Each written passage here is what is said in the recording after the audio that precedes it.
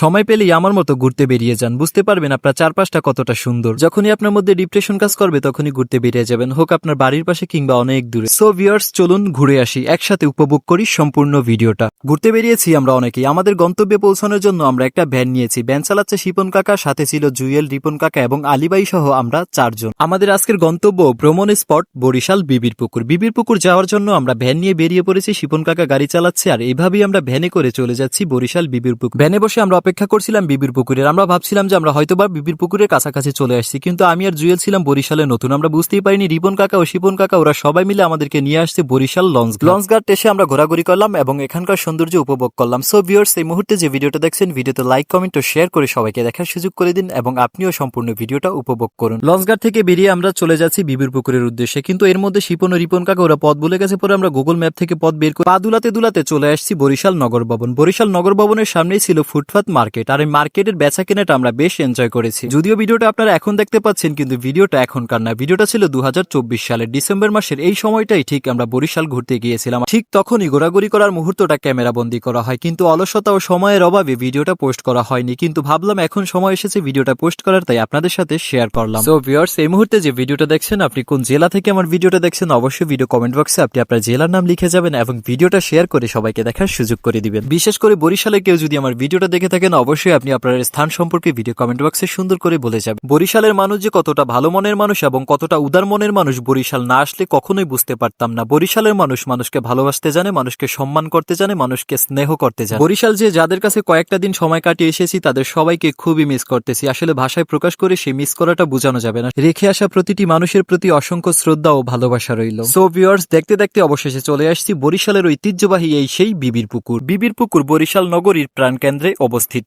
এটি শতবর্ষের পুরনো ও ঐতিহ্যবাহী কৃত্রিম জলাশয়। এর ইতিহাস ঘেটে জানা যায় 19 দশকে এলিয়াম কেরির পালিত সন্তান জিন্নাত বিবির উদ্যোগে জনগণের জলকষ্টের নিরসনের জন্য নগরীর সদর রোডের পূর্ব পাশে 400 ফুট দৈর্ঘ্য ও 1850 ফুট প্রস্থ একটি পুকুর খনন করা হয়। পরবর্তীতে এই পুকুরটি তার নাম অনুসারে বিবির পুকুর হিসেবে বেশ পরিচিতি লাভ করে। একসময় কীর্তনখোলা নদীর সাথে এই পুকুরের দুটি সংযোগ ছিল। নিয়মিত পুকুরটিতে জোয়ার বাটা বইত। বাংলাদেশের অন্য কোনো বিভাগীয় শহরের প্রাণকেন্দ্রে এরকম জলাশয় নেই। সো ভিউয়ার্স, এই মুহূর্তে যে ভিডিওটা দেখছেন, আপনার জেলার ঐতিহ্য বহন করার মতো স্থাপনার ছবি এবং নাম আমার ভিডিও কমেন্ট বক্সে দেখতে চাই এবং ভিডিওটি শেয়ার করে সবাইকে দেখার সুযোগ করে দিন। শীতের রাতে ভ্যানে বসে ঘোরাঘুরি, এই বিষয়টা আমাদের কাছে খুবই ইন্টারেস্টিং এবং খুবই মজাদার ছিল। বরিশালের ঐতিহ্যবাহী আরো কয়েকটা ভিডিও আমার কাছে আছে, সেই ভিডিওগুলো আপনাদের সাথে শেয়ার করব। বেশ কিছুদিন ধরেই আমি ঘোরাঘুরি বন্ধ করেছি এবং ব্লগ ভিডিও করাও বন্ধ করে দিয়েছি। সো আপনারা যদি আমাকে ভিডিও করতে সাহায্য করেন, তাহলে অবশ্যই ভিডিওতে লাইক, কমেন্ট এবং শেয়ার দেখতে চাই। সো ভিউয়ার্স, ভিডিও একদমই শেষ পর্যায়ে চলে আসছে। আবারও আপনাদের সাথে কোনো এক ভিডিওতে দেখা হবে। সে পর্যন্ত সবাই ভালো থাকবেন, সুস্থ থাকবেন। সবার সুস্থতা কামনা করছি। রিপন সর্দার।